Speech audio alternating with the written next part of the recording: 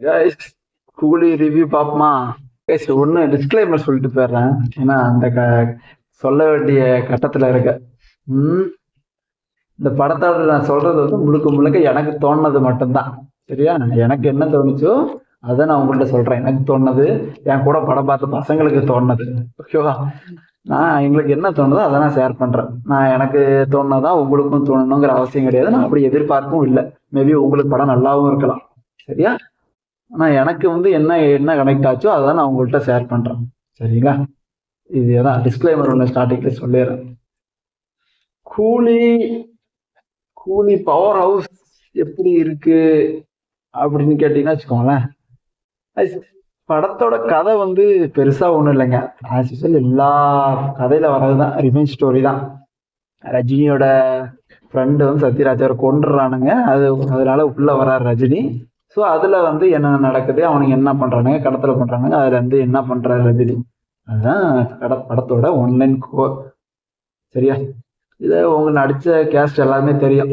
ஏகப்பட்ட பேர் எல்லா இதுல இருந்துமே ஒரு ஆளை இன்ட்ரோ வந்தாச்சு. இந்த பக்கம் தெலுங்கு இருந்து நாகார்ஜுனா, அந்த பக்கம் இருந்து அமீர் கான், இந்த பக்கம் கேரளால இருந்து சௌபீனா, சுவேன்ரா. பேன் இந்தியா படத்துக்காக பேன் இந்தியா எல்லா ஸ்டேட்ல இருந்து ஒவ்வொன்று கொண்டு வந்துட்டாங்க.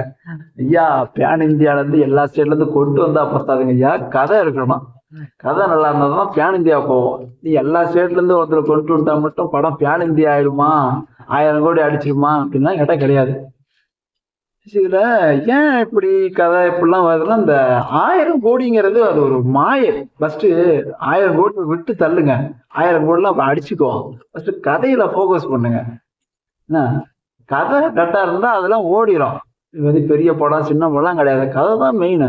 இப்ப தமிழ்ல எவ்வளவு படம் ஓடிட்டு இருக்கு, எவ்வளவு சின்ன சின்ன படம் அவ்வளவு சூப்பரா வரவேற்பு போயிட்டு இருக்கு. ஆனா உமா கோடி போட்டு இத்தனை பேர்த்த கொண்டு வந்து இவ்வளவு ப்ரமோட் பண்ணி இதுல இவ்வளவு இன்டலெக்சுவலா பேசி இவ்வளவு இன்டர்வியூ கொடுத்து இதுல வர 1000 பாசம் ஆகும். ஷோ, இப்பா அதை பார்த்தாயே எல்லாம் முக்காவாசி பேர் ஏமாத்துறாங்க. 1000 பாசா இல்ல, ஒரு மாசம்னு சொன்னா கூட இல்ல ஒத்து வராதாச்சா. பாசா பண்ணலாம் பண்ண கூட பாத்துருக்கீங்களா இல்லையா? 1000 பாசா. இது படம் வந்து சூப்பர் ஸ்டாரோட படம் தான், நம்ம குறை சொல்ல முடியாது. அது படம் எப்படின்னு வரும்னு நமக்கு தெரியும். வேட்டையன் எப்படி வருது, ஜெயிலர் எப்படி வருது, சேம் இதே மாதிரி தலைவரோட படம் தான். ஆனா லோகேஷோட படமா அப்படின்னு கேட்டா கிடையாது, சந்தேகம் தான். இது லோகேஷ் தான் எழுதினாரா, லோகேஷ் தான் எடுத்தாரா அப்படிங்கிற ரொம்ப சந்தேகம். இதுல லியோலையாவது எனக்கு டைம் கொடுக்கல அப்படி இப்படின்னு சொன்னாங்க, அதனால செகண்ட் ஹாஃப் நான் அப்படி எடுத்துட்டேன்னு ஒரு காரணம் சொல்லிட்டேன். அப்படி இதை 2 வருஷம் ஐயா, 2 வருஷமா எடுத்தீங்க. 2 வருஷமா உங்களுக்கு டைம் கொடுக்கல, 2 வருஷம் தான் எவ்வளவு இருந்தது. ஒண்ணுமே இல்லைங்க படத்துல. படம் என்ன எழுதிருக்கீங்க? படத்தோட ஸ்டார்டிங் பாயிண்ட் என்ன? படம் வந்து என்னன்னா, இவெல்லாம் வந்து எல்லாத்தையும் கொல்றானா, அவன் கொல்ற பாடியை எரிக்க முடியல. அவ்வளோ பெரிய வில்லனாமா, பெரிய எல்லாம் பெரிய கார்பரேட் வில்லன். அவ்வளோ அந்த அந்த ஹார்பரையே கட்டுப்பாட்டுல வச்சிருக்கிறான். பெரிய வில்லன்னு வச்சுக்கோங்களேன். நாகார்ஜுனா ஏகப்பட்ட வில்லன். ஆனா அவங்களால பாடியை வந்து டிஸ்போஸ் பண்ண முடியல. சரி, ஓகே, சரி, அதையும் நம்ம ஏத்துக்குவோமே. பாடி டிஸ்போஸ் பண்ண முடியல, போலீஸ்க்கு மாட்டிக்குவாங்க. போலீஸுக்கு பாய்ந்தா போலீஸுக்குள்ள தூக்கி வச்சிருவாங்களாமா, அவ்வளோ பெரிய வில்லன். சரி, ஓகே, அதை கூட ஏத்துக்கிறான். அதை டிஸ்போஸ் பண்றதுக்கு வந்து சத்யராஜ் வந்து ஒரு ஒரு சேர் கண்டுபிடிச்சிருக்காருங்க. அந்த சேரை பார்த்தா இந்த ஸ்கூல்ல எல்லாம் வச்சுக்கோங்களேன், ஒரு இரும்பு சேர் ஒண்ணு இருக்கும். மடக்கி மடக்கி உட்காருவாங்க, மடக்கி உள்ள வச்சிருவாங்க. அதுக்கப்புறம் நம்ம வேணும், நம்ம வீட்டுல கூட இருக்கோம். அந்த சேரை தூக்கிட்டு வந்துட்டு, இதாண்டா நான் கண்டுபிடிச்ச கண்டுபிடிப்புங்கிறாரு. உட்கார வச்சா ரெண்டு ஏதோ சாக்குமார் பையன் அடிக்குது, சாம்பலா போயிடுறாரு. இதான் அவரு கண்டுபிடிச்ச கண்டுபிடிப்பான். அதை வந்து ஆப்ரேட் பண்றது எப்படி தெரியுமில? நம்ம ஜேசிபி லிவர் ஆப்ரேட் பண்ணுவோம்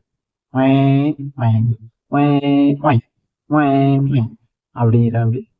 சரி, அது கூட சரியா. அந்த லிவர் யாருக்கு பண்ண தெரியாது? சத்யராஜா கொண்டு போட்டீங்க, சௌபின் வந்து கொண்டு விட்டான். அதுக்கு அதை ஆப்ரேட் பண்றதுக்கு ஒரு ஆள் வரணுமா? அது என்ன இந்த லிவர் தள்ளுறதுதான்.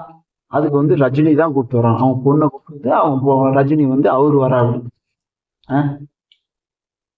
அதாவது இன்னொன்று வந்து லோகேஷ் படம் எப்பயுமே என்னன்னா ஒரு பவுடர் கடத்துவாரு, அது கடத்துவாரு, இதை கடத்துவாரு. இதுல வந்து என்னதான் பண்றானுங்க, எதனாலடா நீங்க என்னத்தடா கடத்துறீங்க அப்படின்னு தெரிய மாட்டேங்குது. படத்துல வந்து ஹார்ட்டை கடத்துறானுங்க, ஹார்ட்டை வந்து கிழிச்சு வந்து ஹார்ட்டை வந்து டிரான்ஸ்ஃபர் பண்றானுங்க, அதுதான் காட்டுறானுங்க, அதான் வெளியில பண்றாங்க. அதை கடத்துறத காட்டுல, கிழிக்கிறத காட்டுல, ஒன்னுத்தையும் காட்டல. ஒரு 4 சீன்ல முடிஞ்சு போடுது அவனுக்கு என்ன கடத்துறானுங்கன்னு. முதல் சீன்ல ரஜினி வந்து அந்த பாடி எரிக்கிற அப்படி நெஞ்சில எல்லாம் கோடு போட்டிருக்குது, அதுல ஒரு சீனு. இன்னொரு சீனு சுத்திகாசனை வந்து ஹார்ட்டை எடுக்கிறன்ட்டு வெளில கூட்டு போய் கட்டி போடுறான், அதுல டப்பா கூட ஹார்ட்டை போட்டு போட்டு வச்சுக்கிறானு, அது 2வது சீனு. இன்னொன்னு அந்த வீட்டு மாதிரி பேசுறானுங்க, வெளில எல்லாம் உட்காந்து பேசுறானுங்க, அதனால ஹார்ட்டை பத்தி பேசுறானுங்க, அது 3 சீனு. இன்னொன்னு ஏதோ ஒரு 2 சீன் வருது, அவ்வளவுதான். கடத்துறத காட்டல, எது கடத்துறான்னு காட்டல, அங்க போய் கடத்தி என்ன பண்றான்னு காட்டல, அதோட ஒர்த்து எவ்வளோன்னு காட்டல. அப்புறம் இன்னொன்னு வாட்சி கடத்துறாங்கிறான். சரி வாட்சி கடத்துறீங்க ரைட்டு, அது கேட்டு அது கடத்துறத காட்டணும்ல, ஹார்பரை மட்டும்தான் காட்டுறானுங்க. இந்த வாட்சி கடத்துனங்கிறது நமக்கே எப்படி தெரியுமா தெரியுது, கடைசியில ரஜினி வந்து இந்த பாக்ஸை கீழே கொட்டி வாட்சி எடுக்கலையே அப்படி, அது எடுக்கல, நமக்கு வாட்சி கடத்துறானுங்கன்னே தெரியாது.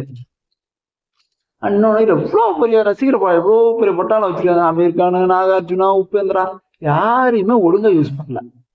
ஷாருக்கான்லாம் சாரி அமீர் கான்லாம் 2 வருஷம் ஒரு படம் சூஸ் பண்றது 2 வருஷம் ஆகும்னு சொல்றாங்க. நீங்களே தான் எல்லாம் சொன்னீங்க. அப்படிப்பட்டவரை கூப்பிட்டு வந்து துண்டுபிடி கணேஷ்குடி அடிக்கிறாருங்க வந்து, எப்படி அந்த கணேஷ்குடி சூப்பர், எங்க வாங்கினீங்க, எனக்கு ஒரு கட்டு கொடுங்க, நானும் கொஞ்சம் அடிக்கிறேன். 3 பேர் உட்காந்து பீடி அடிச்சிட்டு இருக்கேன். ஓ என்ன அது, அப்படிப்பட்ட ஹீரோ அங்க இருந்து ஈத்துட்டு வந்துட்டு வராருங்க நாய்க்குட்டி. இந்த வில்லன் என்ன தெரியுமா, லோக்கல் வில்லனா அந்த லோக்கல் நாய் கூப்பிட்டு வருவாங்க, நாட்டு நாய் இருக்குல்ல, அந்த நாய் கூப்பிட்டு வந்தா அது லோக்கல் வில்லன். இன்டர்நேஷனல் வில்லனா ஹை கிளாஸ் நாய், ஹஸ்கி டாகு, ஜெர்மன் செப்பர்டு, இந்த ராட் வில்லரு, அந்த மாதிரி நாய் கூப்பிட்டு வந்தா அது வந்து ஹை கிளாஸ் வில்லன். நாயை வச்சுதான் ஹை கிளாஸா லோ கிளாஸ் சூஸ் பண்றது. அந்த நாய் கொஸ்டின் முடியாது, இங்க வர அப்படி அந்த அண்ணா நீங்களா, அதான் நீங்களா, அவர் இப்ப இந்த கணேஷ் பிடியை கொடுக்குற அப்படி, இவர் 2 இழுக்கிற அப்படி, அவ்வளவுதான். எதுக்கு அது ஒரு இதுல ஒரு கைதி விக்ரம்ல நீங்க ரோலக்ஸ் கேரக்டர் வச்சுன்னா அது கனெக்ட் ஆச்சு, இதுல கனெக்ட் சுத்தமா ஆகல.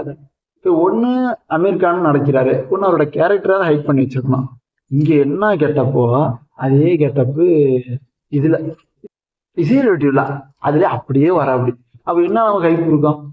உபேந்திராலாம் பெரிய டைரக்டருங்கிறாங்க, பெரிய ஹீரோங்கிறாங்க, இன்டெலெக்சுவலுங்கிறாங்க, அவர் ஒரு அடியாளு மாதிரி 18 வருஷமா ரூமுக்குள்ளே வச்சிருப்பாங்க, கூப்பிட்ட உடனே வந்து கடைசியில அடிக்கிறாங்களாம்.